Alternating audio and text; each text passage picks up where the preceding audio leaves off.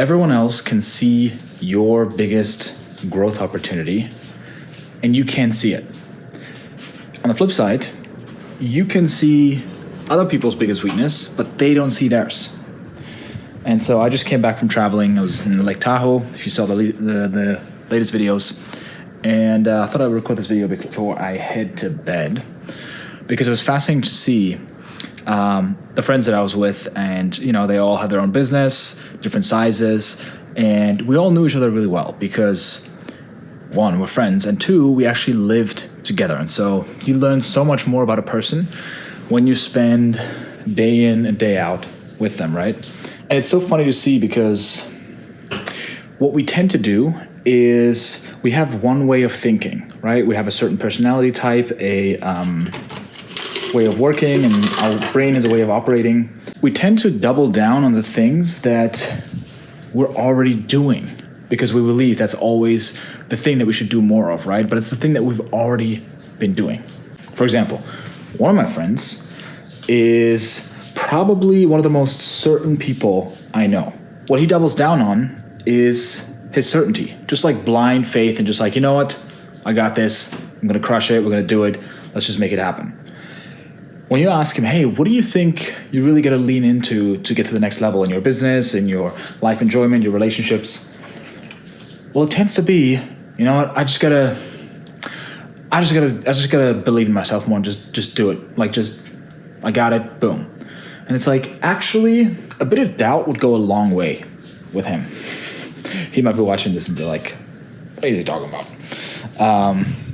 Well, he's probably laughing right now if he sees this. But on the flip side, you have people who are really methodical, and they should honestly just dive in. Like, just go for it. Like, so you've planned enough. If you ask them what they think they should do, they'll tell you, well, I gotta do something big. I gotta plan something out. Like, really build something over the next few months and then just crush it from there. Or I've talked about it on the main channel, the entrepreneur who was very impulsive and reactive and just wanted to take quick action, right? That created a lot of dysfunction in the team, a lot of reactivity. Nothing was followed through on, right? And a lot of things were like loose ends, and there was a lot of chaos in the business. A huge amount of overhead that shouldn't be there. And if you asked him, what do you think you should be doing? He would tell you, we just gotta do more. We just gotta really crank this out and crush this, and also crush this, and also crush that, right? The opposite he needs to hear. And so we can only hear those things from people who, one, know us well enough, or they know people well enough. They can spot patterns, right? They can see, I've seen this before. You remind me of a friend of mine, or you remind me of this other person, or this story that I heard. Number two, they have the guts to tell you this. They're not just someone who just sees you run off the cliff, make the mistake again, and just be like, you know what, that's not my problem. No, they actually care enough to tell you. They have the guts to tell you. And thirdly, they're able to enroll you into that different perspective, because usually what tends to happen with that perspective is that you hate it. That's why you're not doing it, right? That's why I'm going to own that for myself too. That's why I'm not doing the things that some people tell me again and again, because I'm just like, I just don't believe in that. I just don't vibe with that. I judge it, right? Whatever it might be, because it's the opposite of what I tend to do. My friend who never doubts himself and always has delusional self-belief, even when he's wrong, even when he doesn't really know what he's doing, even when what he's doing is not working that well. If I told him, hey, are you sure you want to sit down and think about this and let's plan this out? He's like, no. What? That's not how you get results. That's not how I've gotten any results in my life. If you told the guy who's always over planning and always has to have everything right and everything in order, right? You asked him, hey, why don't you just go and jump in? It triggers them. It triggers them because they're going to be like, yeah, but look at all the mistakes that we could make. This is a half-assed approach. Why would you just go and wing it? Look at all the people who are successful. They're all super methodical, right? And of course, they only have their own role models. By the way, game changer right here, a floss pen. Every night flossing, super easy. refillable.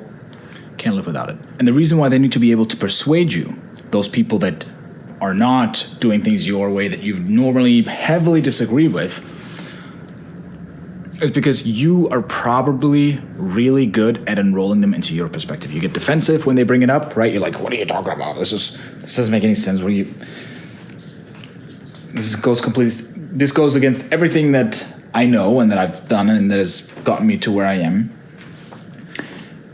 And you have all the good reasons ready for why the current way that you have been doing things is the right way, and the way that they're doing things is just not the right thing, or it doesn't work for you or whatever, right?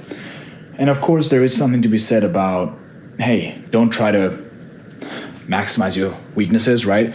I'm not saying that someone who is very methodical and likes to plan things out should just like fully switch up and become a master, just like diving in and just never planning anything. But it is oftentimes the limiter, right? It's the biggest growth opportunity for them. It's just to lean a little bit into that, like just a tiny bit, right?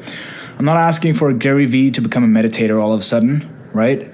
But if you can just bring that up a little bit, then the biggest benefit I see is that it's going to be easier for people who compliment you because they're your opposite to work with you, because you respect them, you trust them, right? You allow them to do their thing, right? If you're someone who takes quick action and is always way overconfident, you need people who are doubtful and methodical to stop you, to slow you down, to be like, hey, by the way, you've made this mistake 12 times in the past, remember?